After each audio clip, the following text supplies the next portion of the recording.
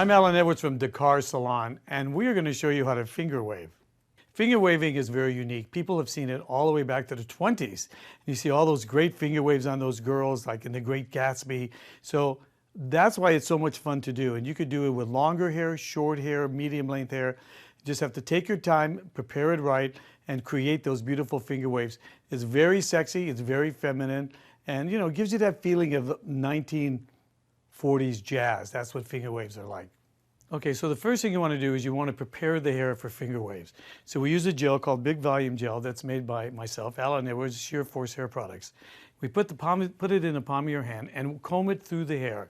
Get the hair nice and moist, and this prepares the hair for putting in finger waves.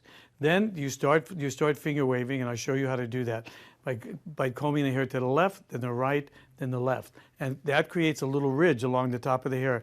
Then you put clippies along the ridge of the finger wave, and that seals the finger wave in. It creates a ridge for the hair, and that's how the finger waves are really started.